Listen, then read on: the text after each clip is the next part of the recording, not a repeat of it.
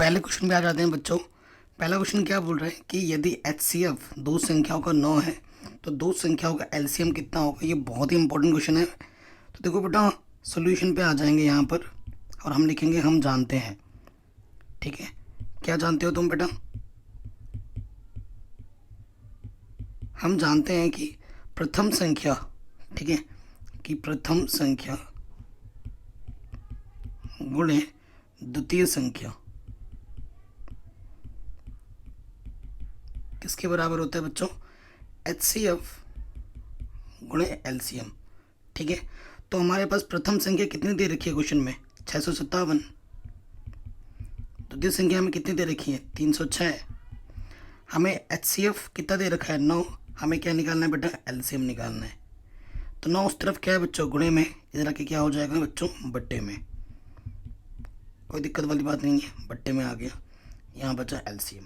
9 से काटो, 9 चौको 36, सॉरी 9 से काटना ना, 9 3 27, 36 तो ज़्यादा हो जाता है। ठीक है, 3 बचा 36 होगा, 9 चौको 36। अब 4 बार जाएगा। अब आपको क्या करना है? 657 को गुणा कर देना है आपको 34 के साथ। ठीक है, तो जो आपका आंसर आएगा बच्चों वो आ जाएगा 22,338 LCM। ठीक है बच्चों, ये आपका पहला आंसर आ जाएगा। कोई दिक्कत कोई परेशानी हो तो वीडियो को एक बार दोबारा देखें। चलिए नेक्स्ट क्वेश्चन में आ जाते हैं। कह रहे हैं वह द्विघात बहुपद ज्ञात कीजिए जिसके शून्यों का योग तथा गुणनफल क्रमशः इतना है। ठीक है, सो हमें दिया क्या है क्वेश्चन में? दिया है शून्यों का योग दिया है पहले, तो यहाँ लिख देता हूं मैं शून्यों का योग,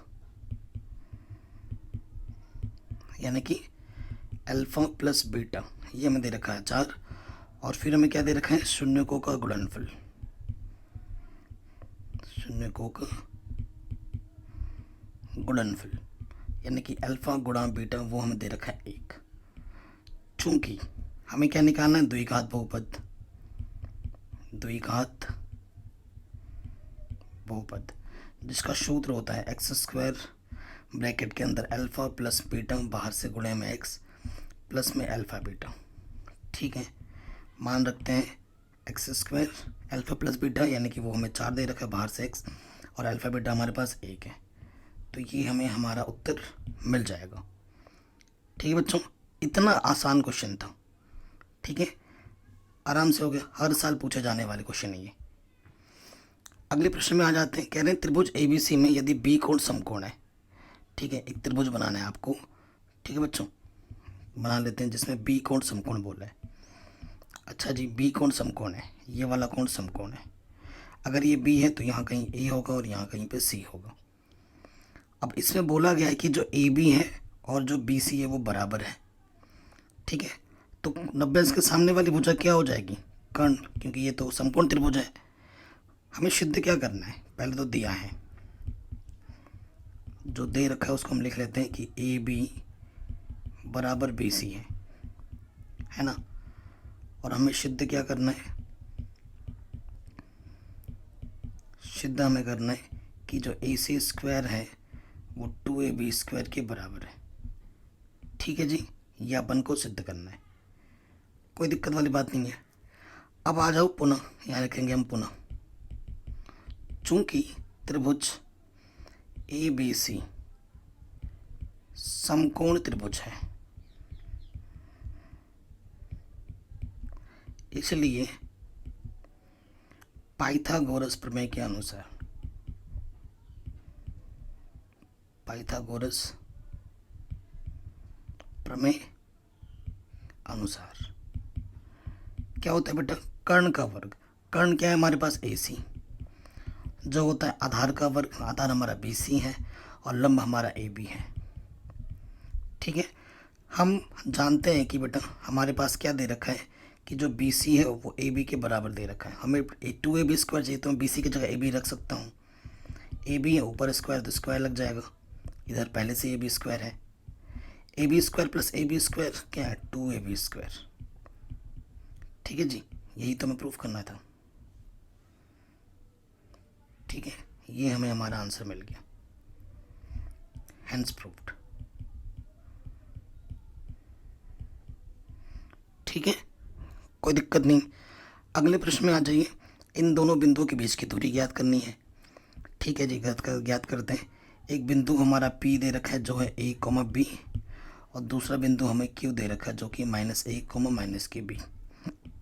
इन दोनों बिंदुओं के बीच की दूरी ज्ञात करनी है। ये x1 है, ये y1, ये x2 है, ये y2 है। हमें ज्ञात करना है PQ, दो बिंदुओं के बीच की दूरी। सूत्र होता है x1 - x2 का वर्ग, y1 - y2 का वर्ग। x1 कितना है A, x2 कितना माइनस के, तो माइनस माइनस हो जाएगा प्लस। y1 है B, y2 है -B, माइनस माइनस हो जाएगा प्लस B। तो A आपका ये हो जाएगा 2a² और ये आपका 2b का स्क्वायर।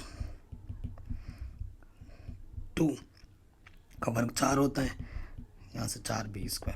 4 क्या है बच्चों, उभयनिष्ठ है। ठीक है, तो 4 का वर्गमूल 2 होता है, और बाकी ये प्लस में है तो इसका वर्गमूल नहीं हो सकता। ठीक है, इतना मात्रक, ये हमें हमारा आंसर मिल जाएगा। अगले प्रश्न में आ जाइए। हमें मान निकालना है। ठीक है ना, तो मान निकालते हैं। 2 tan 45 का मान होता है 1, वर्ग है तो वर्ग कर दिया। sin 30 का मान होता है 1/2, वर्ग है तो वर्ग कर दिया। cos 60 का मान भी होता है 1/2, वर्ग है तो वर्ग कर दिया। प्लस का माइनस का कटा, 2, 1 का वर्ग 1, 2 1 कम 2। तो हमारा आंसर कितना आ गया बच्चों, 2। अगला प्रश्न है, कह रहे सिद्ध करें कि बाह्य बिंदु से वृत्त पर खींची गई स्पर्श रेखाओं की लंबाइयाँ बराबर होती हैं। ये जो प्रमेय है वो है बच्चों 10.2। इस प्रमेय 10.1 को भी मैंने ऑलरेडी सिद्ध कर रखा है।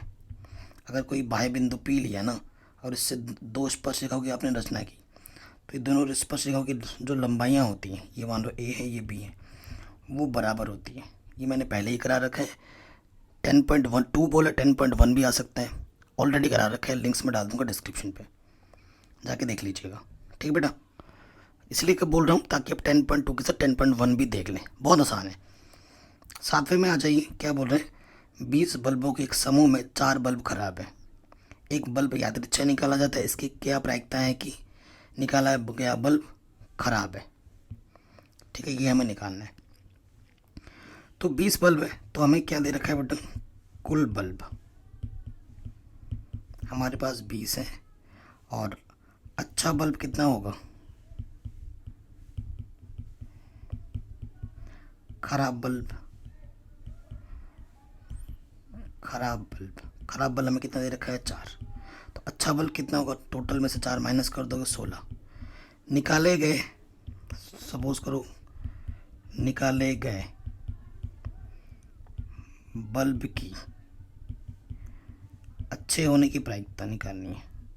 ठीक है ना, क्वेश्चन पूरा नहीं आया तो ये मान लेते हैं कि मैं अच्छा निकालना है। अच्छे होने की प्रायिकता ये हमें निकालनी है।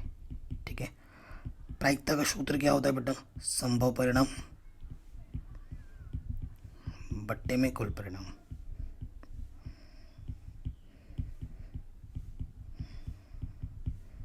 ठीक है, तो संभव परिणाम क्या है हमारे पास, 16, कुल परिणाम है 20। 4 चक्को 16, 4 पंजे 20, तो आंसर आ जाएगा 4/5 आंसर। ठीक, अगले प्रश्न में आ जाइए। ठीक है, कह रहे दर्शाइए कि एक धनात्मक विषम पूर्णांक 4q+1 या 4q+3 के रूप का होता है जहाँ q एक पूर्णांक है। तो बेटा ये कुछ कल भी मैंने क्वेश्चन कराया था। ठीक है, जब मैंने मॉडल पेपर सॉल्व करवा रहा था वहाँ पे ये क्वेश्चन कराया था। तो मॉडल पेपर से भी आप देख सकते हैं, बार बार आ रहा है। और अगर मॉडल पेपर आपको नहीं मिलता है तो ये एक्सरसाइज जो है आपकी प्रश्नावली 1.1 का प्रश्न है। ठीक है, 1.1 का प्रश्न है, आप जाके देख सकते हैं, मैंने ऑलरेडी करा रखा है। मैंने बच्चों प्रश्नावली 1.1 से लेकर 15.2 तक सब कुछ सॉल्व करा, सारे उदाहरण कराए हैं, सारे प्रश्नावली करा रखे हैं। तो वहाँ जाके ये क्वेश्चन देख लेना, पहले वीडियो देख लो, उसके बाद मैं लिंक डाल दूंगा डिस्क्रिप्शन, जाके देख लेना। अब इस क्वेश्चन को बेटा हमें ग्राफी विधि से हल करना है। ग्राफ से बोला है तो ग्राफ से ही हल करना है। चलिए, तो हमें क्या दे रखा है बच्चों, ग्राफ में करना। मेरे पास ग्राफ नहीं है बेटा, तो उस हिसाब से आप एडजस्ट कर लेना। दिया है पहला समीकरण आपको क्या दे रखा है बेटा, 2x - y = 2। ठीक है, तो ये पहला समीकरण है। और दूसरा समीकरण क्या है, दूसरा समीकरण आपको दे रखा है 4x माइनस वाई बराबर 4। ये आपको दूसरा समीकरण दे रखा है। आपको एक रेखा खींचने के लिए कम से कम 2 बिंदु चाहिए होते हैं, उनको अगर मिलाओगे तो आपको एक रेखा मिलती है। तो हर एक समीकरण से आपको कम से कम 2 बिंदु निकालने, और दोनों बिंदु भिन्न भिन्न होने चाहिए। ठीक है, तो पहले वाले x बराबर 0 y बराबर 0 से मानो तो हो जाता है 99% क्वेश्चन आपके 10th लेवल के। अदरवाइज आप x और y के कुछ ऐसे मान मानने पड़ेंगे ताकि पूर्णांक मिले। ठीक है, बट्टे बट्टे में भिन्न में ना आए, ये कोशिश करनी है। तो मैं क्या करता हूँ, माना x का मान 0, तो यहाँ पे 2 x के जगह पे मैंने 0 रखा। ठीक है, 2 गुणा 0 0, 0 में से कुछ भी घटाओ वही रहता है, तो माइनस के y इधर माइनस आ जाएगा, तो y का मान 2 आ गया। तो पहला बिंदु क्या होगा, P, x पहले आता है, x आपने 0 माना तो y का मान 2 मिला। पुनः मानते हैं, अब की बार मैंने माना y बराबर 0। अब यहाँ पर रखो 2x, y के जगह पर 0 रखा। किसी भी संख्या में से 0 घटाओगे वही रहता है, 2 इधर गुणा में इधर बट्टे में आ जाएगा, 2 1 कम 2, तो x का मान 1 आ गया। तो जो दूसरा बिंदु हमें मिलेगा Q, पहले x आता है जो कि हमें 1 मिला और हमने y 0 माना था, तो हमें 2 बिंदु मिल गए। अब आ जाइए इस समीकरण में 2 बिंदु निकालना है। माना y बराबर 0, मैंने y को 0 माना। ठीक है, तो y की जगह पे 0 रख दिया। किसी भी संख्या में से 0 घटाता हूँ वही आ जाता है, 4 1 कम 4, तो x का मान मुझे 1 मिला। r क्या आ जाएगा, x मुझे 1 मिला और y आपने 0 माना था। फिर से देखो बेटा, मैं क्या करता हूँ, माना अब की बार मैंने x को 0 मान लिया। ठीक है, x को 0 माना तो x की जगह पे 0 रखी है। ठीक है, तो ये 0 माइनस वाई 4, तो माइनस के y बराबर 4, तो y का मान आ गया माइनस के 4। यानी कि जो दूसरा बिंदु होगा, पहले x आता है, x आपने 0 माना था, y आपको मिला 4, बिंदु मिल गए दोनों से। बट हमें एक चीज़ लकी हम लकी हैं कि देखो ये जो बिंदु है Q और ये जो बिंदु R है, दोनों में उभयनिष्ठ है। तो हमें यहीं से पता लग गया कि भैया हमारा हल जो होगा वो 1,0 होगा। बट ग्राफ हमें अभी भी खींचना पड़ेगा, तो अब आपको मैं ग्राफ खींच के दिखाता हूँ। ये y अक्ष है और ये x अक्ष। ठीक है, ग्राफ पेपर में करना बेटा, मेरे पास तो ग्राफ नहीं है। ठीक है, यहाँ हमारा 0 होता है, 1 2 3 4, बड़ा से बड़ा बिंदु क्या 4 ही तो है। ठीक है, फिर यहाँ माइनस के 1, माइनस के 2, माइनस 3, माइनस 4,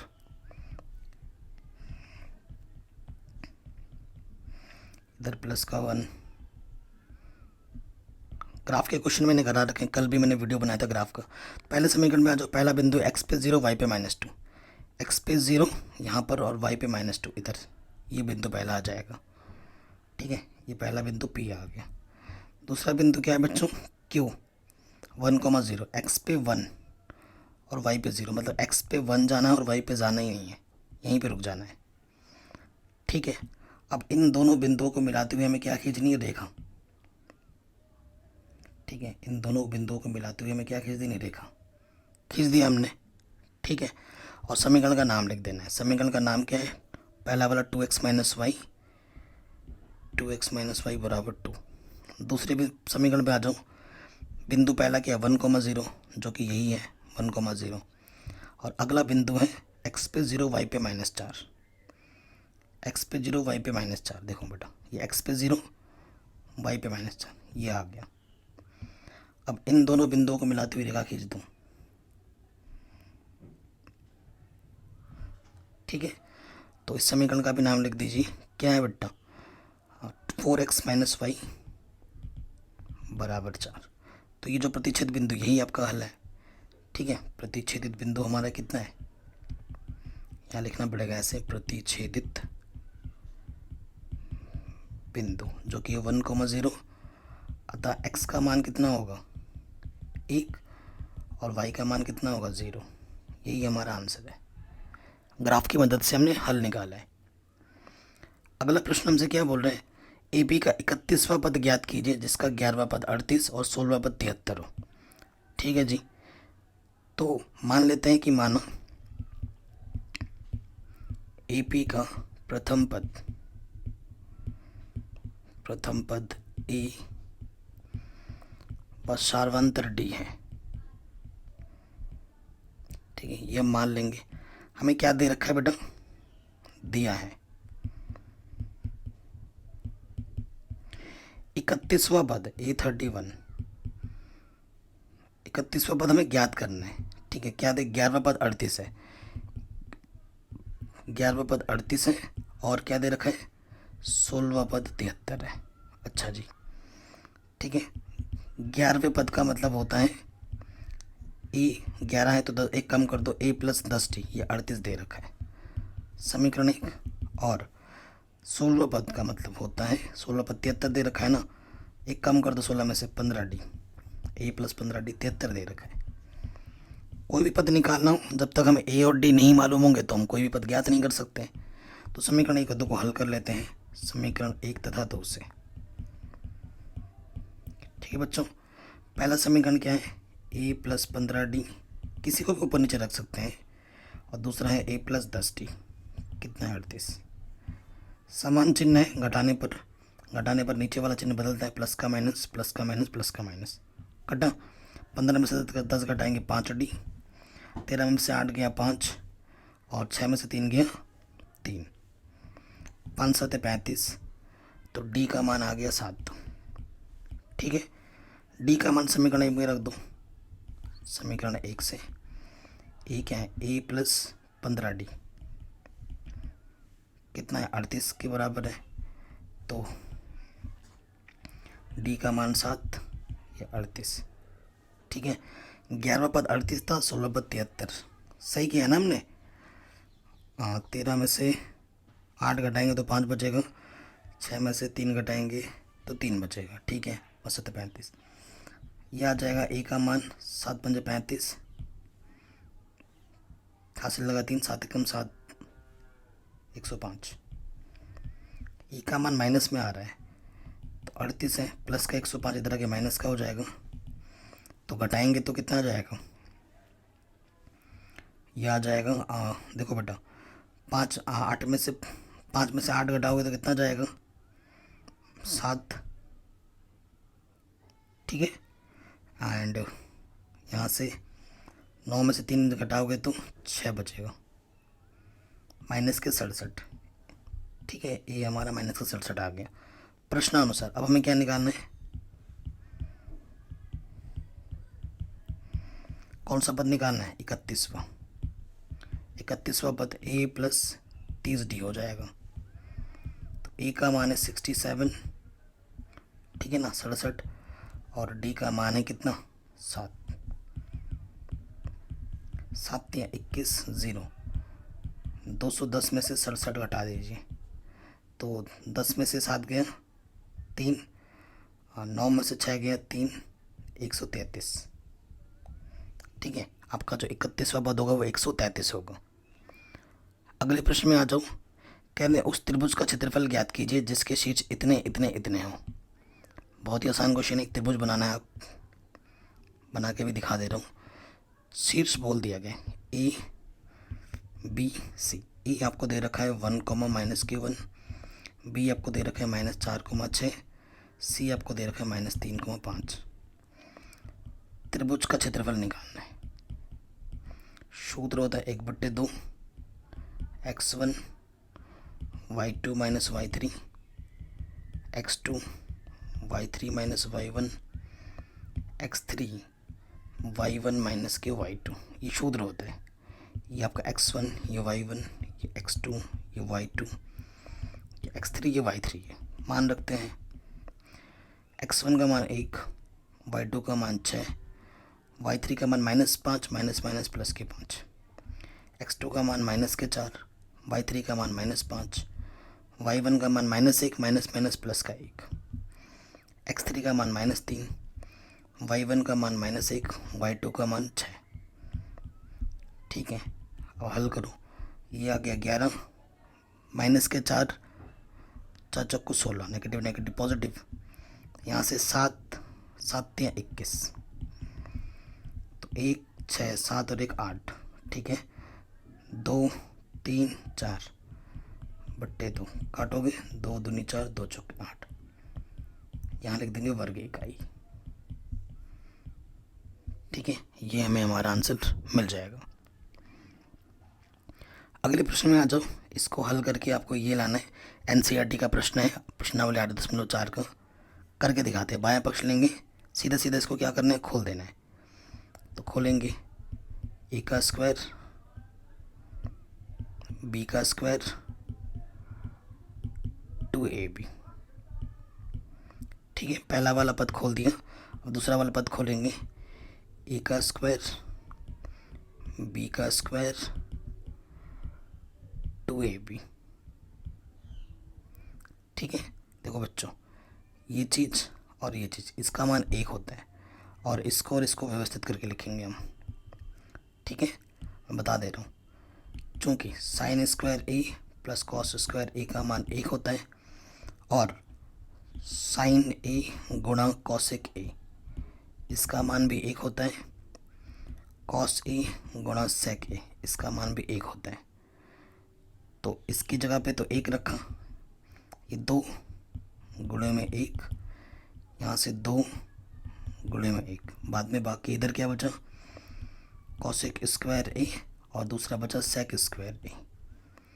यहाँ से 2 2 2 2 4 और 1 5। Cosec square sec square answer में नहीं चाहिए। कॉसेक स्क्वायर सूत्र क्या होता है, 1 प्लस कॉट स्क्वायर, सर्वसमी का है। और सेक स्क्वायर बराबर क्या होता है, 1 प्लस टेन स्क्वायर, सर्वसमी का। 5 6 7। ठीक है, प्लस में टेन स्क्वायर है प्लस कॉट स्क्वायर है, यही तो आपको सिद्ध करना था। आ गया राइट हैंड साइड। ठीक है, अगले प्रश्न में आ जाओ। कह रहे 6 सेंटीमीटर त्रिज्या का एक वृत्त खींचिए। ठीक है, 6 सेंटीमीटर त्रिज्या लेके एक वृत्त खींच दोगे।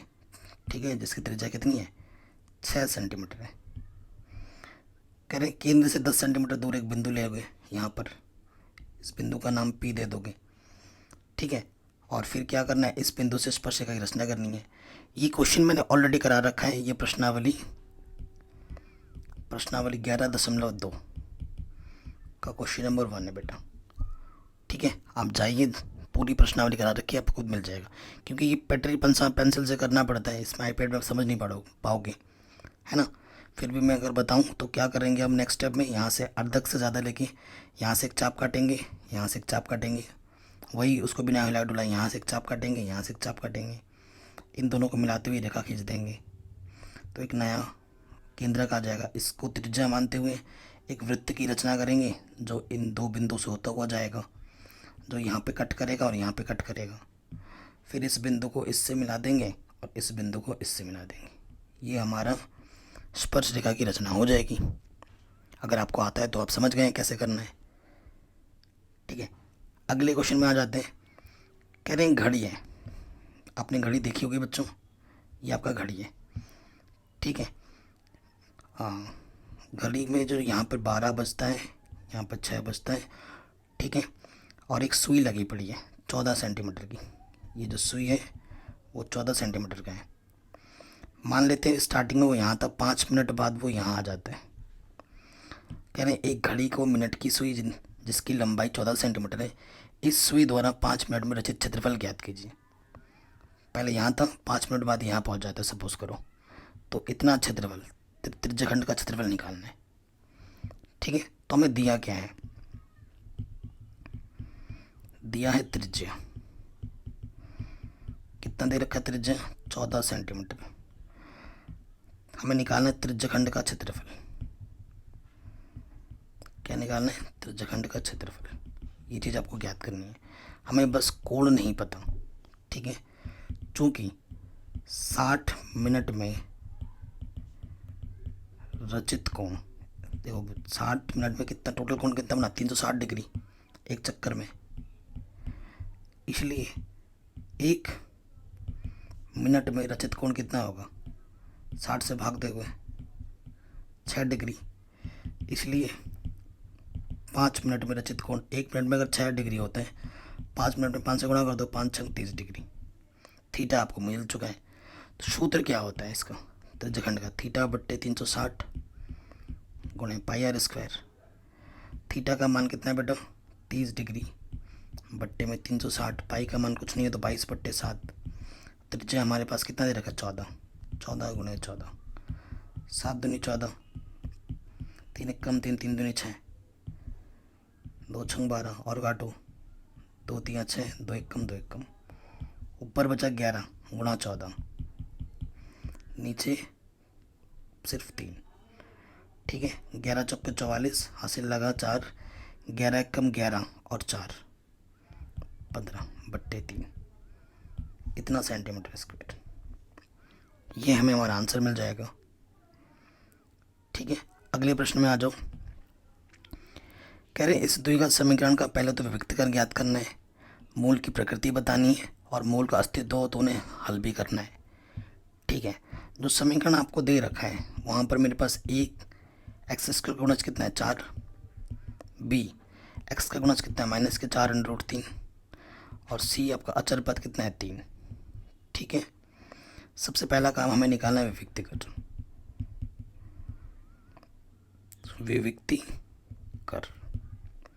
विभक्तिकर डी बराबर सूत्र होता है b² - k4ac, b -4√3 square 4ac, minus का वर्ग तो प्लस हो जाता है, 4 का वर्ग 16, √3 का वर्ग 3, 16 गुणा 3, 0 आ गया। ठीक है, पहला आंसर। प्रकृति बतानी है, चूंकि d का मान 0 है अर्थात मूल वास्तविक तथा समान होंगे। ठीक है, डी का मान 0 होने पे मूल बराबर होते हैं। ये दूसरा आंसर। अब आपको क्या ज्ञात करना है, मूल ज्ञात करना है। तो मूल ज्ञात करने के लिए सबसे बेस्ट मेथड होगा अभी यहाँ पर द्विघात सूत्र। द्विघाती सूत्र क्या होता है, x बराबर -b plus minus √b² - k4ac/2a। ठीक है, माइनस b के स्थान पर है 4√3 माइनस का, तो माइनस माइनस प्लस बना देंगे, प्लस माइनस b² - 4ac का मान हमने ऑलरेडी निकाल रखा है 0 और a का मान है 4, तो 0 का वर्गमूल 0 होता है, 4 दूनी 8। किसी भी संख्या में 0 जोड़ो या घटाओ वही रहता है, 4 दूनी 8। तो जो दोनों मूल बराबर होते हैं ना, पहले पता चल गया था। तो जो दोनों मूल होंगे वो होंगे √3/2। ये हमें हमारा आंसर मिल जाएगा। ठीक, अगले क्वेश्चन में आ जाते हैं। कह रहे सिद्ध कीजिए कि यदि किसी त्रिभुज की एक भुजा के समांतर अन्य दो भुजाओं को भिन्न भिन्न बिंदुओं पर प्रतिच्छेद करने वाली रेखा उन्हें समान अनुपात में विभाजित करती है, यानी कि ये थेल्स प्रमेय है बेटा। कुछ दिन पहले ही मैंने इस वीडियो पर अलग से वीडियो बनाई है, लाखों बच्चों ने देख लिया है। क्या कहती है त्रिभुज, क्या प्रमेय क्या कहती है वो मैं आपको बता देता हूँ। अगर आपके पास एक त्रिभुज है, मान लो ये ABC है और इसके समांतर एक रेखा गई है जो इसे दो भिन्न भिन्न बिंदुओं पर काटे, D बिंदु पर और A बिंदु पर, तो इनका जो अनुपात होता है AD/DB बराबर होता है AE/AC। ठीक है, यदि DE समांतर हो BC तो क्या होता है कि जो AD/DB हो वो बराबर होता है AE/AC। यह है थेल्स का प्रमेय, प्रमेय 6.1 ऑलरेडी मैंने करा रखा है, लिंक्स में डाल दूंगा डिस्क्रिप्शन पे, डिटेल में हर साल आ ही जाता है, जाके देख लेना। ठीक है, अगले प्रश्न पे आ जाते हैं। कह रहे 7 मीटर ऊंचे भवन के शिखर से एक केबल टावर के शिखर का उन्नयन कोण 60 डिग्री है और इसके पाद का अवनमन कोण 45 डिग्री है। टावर की ऊंचाई ज्ञात करो। अच्छा जी, ये हमारे पास एक 7 मीटर ऊंचा भवन है और ये एक हमारे पास केबल टावर है। हवा में तो लटकेगी नहीं, ज़मीन पे खड़े हैं। ठीक है, क्या दे रखा है बेटा, ये तो हमारा भवन है, मैं लिख भी देता हूँ। ठीक है, और ये इस तरफ हमारा टावर है। ओके, कह रहे ऊंचे भवन के शिखर से केबल टावर के शिखर का जो उन्नयन कोण है ना, यहाँ से इसका जब उन्नयन कोण बनाओगे तो 60 डिग्री है और उसी पॉइंट से नीचे इसके पाद का जो अवनमन कोण है वो 45 डिग्री दे रखा है। ठीक है, अवनमन कोण इस तरफ यहाँ 45 बन जाएगा। ठीक है, उन्नयन कोण बनाने के लिए इसके समांतर मुझे भुजा लेनी पड़ेगी, ले ली मैंने। ये मुझे 60 डिग्री दे रखी है। ठीक है, तो बेटा अगर ये 7 मीटर है ना, यहाँ से लेकर यहाँ तक 7 मीटर है, तो ये भी कितना होगा 7 मीटर। ओके, सो हमें क्या निकालना है बेटा, टावर की ऊंचाई निकालनी है। टावर की ऊंचाई पूरी हुई। बस अगर ये ऊंचाई हमें जो मालूम नहीं है, इसको मैं h मान लेता हूँ। ये अगर मिल जाए ना तो मैं साथ में जोड़ दूंगा, मुझे मेरा आंसर मिल जाएगा। ठीक है, सो नाम दे दिए, नामांकन करो इसका, A B C D E। तो पहले वाले त्रिभुज में आ जाते हैं, 2 समकोण त्रिभुज बन रहे, उनको हल कर लीजिए। ABC में आ जाओ, है ना। ये भुजा आपको पता है और ये भुजा दोनों में ओवनिष्ठ है। इसका मान जितना होगा इसका मान भी उतना ही होगा। अगर इसका मान x मानोगे तो ये भी ऑटोमेटिकली आपका x हो जाएगा। त्रिभुज ABC में आ जाओ। हाँ, AB आपको पता है, BC आपको निकालना है।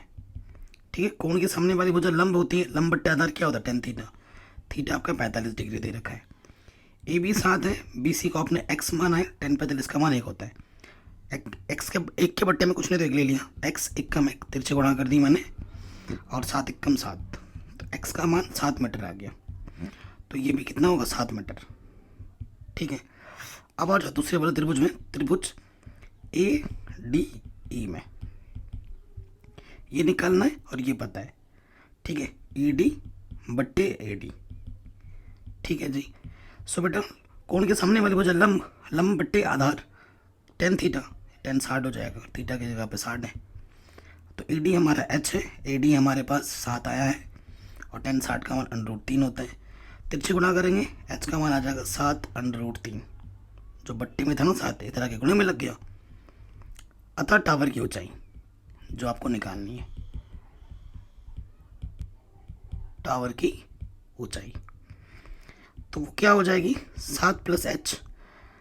ठीक है, h का मान कितना है 7 √3, 7 ओबनिश ले लो, 7 इक्कम 7, 7 बाहर आ गया, √3 बचा। इतना मीटर आ जाएगा आपके टावर की ऊंचाई। आराम से हो गया। अगले क्वेश्चन पे आ जाते हैं। पानी पीने वाला एक गिलास, पानी पीने वाला गिलास सबके घर पे है बच्चों, तो बनाते हैं एक चित्र। ये पानी पीने की गिलास में बना रहा हूँ। ठीक है, छिन्न क्या आकार का होता है, बिल्कुल ठीक है। कह रहे हैं 14 सेंटीमीटर ऊंचाई, जिसकी ऊंचाई जो हमें दे रखी है वो 14 सेंटीमीटर दे रखी है। ठीक है, दोनों वृत्ताकार सिरों का जो व्यास है, व्यास जो दे रखा है 14 सेंटीमीटर। ठीक है बेटा, यहाँ से लेकर यहाँ तक 14 सेंटीमीटर दे रखा है। ठीक है, और दूसरा वाला दे रखा है 2 सेंटीमीटर। ठीक है, तो जो R1 होगा, ठीक है, 14 का आधा कितना हो जाएगा 7 सेंटीमीटर, और जो R2 होगा 2 का आधा कितना हो जाएगा 1 सेंटीमीटर। आपसे बोला है धारिता, छिन्नक की धारिता यानी कि आयतन। धारिता का मतलब क्या होता है आयतन, सूत्र क्या होता है 1/3 πh R1² R2² R1 R2, ये सूत्र होता है। ठीक है, 1/3 पाई का मान 22/7 कुछ नहीं दिया है, तो h का मान 14 दे रखा है। R1 7 का वर्ग, R2 1 का वर्ग, R1 गुणा R2। ठीक है, 7 दूनी 14, ऊपर 44/3, यहाँ पर आ गया 49 + 1 7।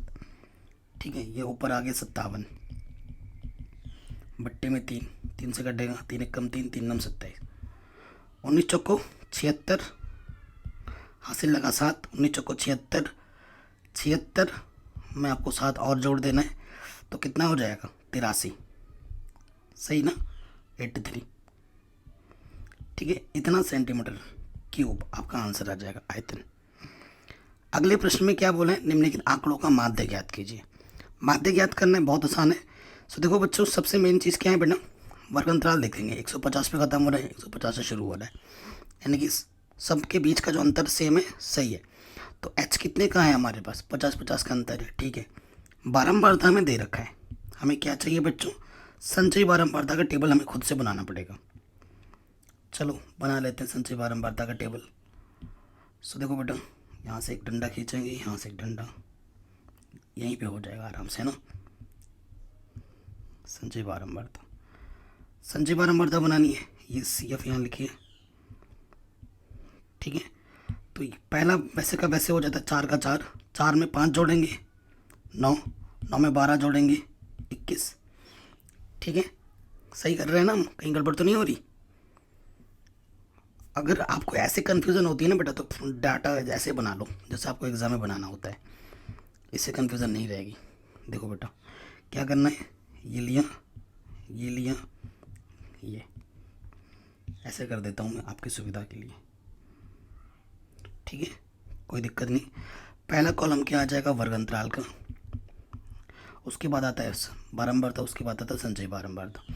वर्ग अंतराल फटाफट से एक बार लिख लेते हैं, 100 से 150, फिर है 150 से 200, फिर है 200 से 250, फिर आपका 250 से 300, और फिर आपका क्या है 300 से 350।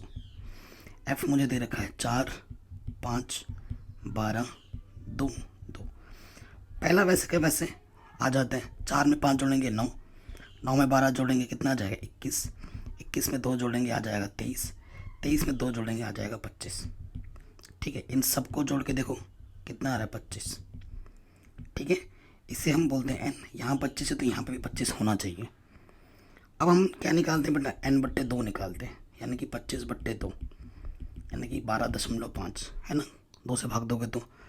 अब हम CF में 12.5 से बड़ा ढूंढेंगे, तो 12.5 से बड़ा सबसे पहले ये आ रहा है। ठीक है, तीसरे लाइन में यहाँ जाएंगे तो ये जो अंतराल है ये हमारा माध्यक वर्ग हो जाएगा। ठीक है, माध्यक वर्ग कितना हो गया, माध्यक वर्ग हमारा हो गया 250 से 250। तो बेटा ये जो 200 होता है ये हमारी माध्यक वर्ग की निम्न सीमा L जो कि हमें चाहिए होती है। और तीसरे नंबर पर ये 12 जो है F के कॉलम में, तो ये F है, F हमारा 12 है। और जिस CF में हम ढूंढ रहे थे उसके ऊपर वाला CF होता है, CF मेरा 9 है। ठीक है, सब कुछ मिल गया। माध्यक के सूत्र में आ जाइए, माध्यक सूत्र होता है L + n/2 माइनस का CF गुणा H बट्टे में आपका आ जाता है F। ठीक है, मान रखेंगे L का मान हमारे पास कितना है बेटा 200, n/2 का मान है हमारे पास 12.5, CF का मान हमारे पास है 9, H का मान हमारे पास है 50, 50 का अंतर है। H हमारे पास कितना है 50, और F हमारे पास कितना है बेटा 12। अब इसको बस हल करना है। ठीक है, 12.5 में से 9 घटाएंगे, 12 में से 9 घटाओगे तो कितना है 3.5, 3.5 बट्टे में 12। ठीक है, 5 से गुणा करोगे, 5 × 25। ठीक है, 5 × 25 हासिल लगा 2, 5 × 15 और 2 17, 10.1 स्थान के बाद 12। ठीक है, 12 से भाग दे दो 175 में, तो 12 से जब हम भाग देंगे तो ये आ जाएगा 175 में 12 × 12 घटाएंगे तो बचा 5, हासिल आगे 55, 12 चुके 48, घटाएंगे तो कितना बचेगा 7.0, 12×5 60। ठीक है, 12×5 60, तो 14.5 आ जाएगा, कहने का मतलब है। ठीक है, तो इसको भाग देंगे, अरे यार भाग देने पे 12×5 60, 10 बचा। ठीक है, 12×5 72, 12 7 84, 12 96, ये 14.85 आ गया, 58 आ गया। तो 200 में जोड़ देंगे 14.85, तो 214.58, ये आपका माध्यक आ जाएगा। ठीक है, तो इस तरीके से जो झारखंड बोर्ड के जो सब्जेक्टिव क्वेश्चन इस साल मॉडल पेपर में पूछे गए हैं ऑफिशियल, वो हमने सारा सॉल्व कर लिया। इससे पहले हमने पार्ट 1 ऑब्जेक्टिव भी सॉल्व कर लिया था, जिसकी मैं लिंक्स में डाल दूंगा डिस्क्रिप्शन में। बाकी मैंने सब कुछ ऑलरेडी पढ़ा रखा है, एक बार डिस्क्रिप्शन ज़रूर चेक करें, प्ले लिस्ट लिस्ट ज़रूर चेक करें। चैनल पर रहें तो सब्सक्राइब करके अपना प्यार और सपोर्ट ज़रूर दें। जय हिंद, अपना ख्याल रखें और डेली प्रैक्टिस और रिविज़न करते रहें।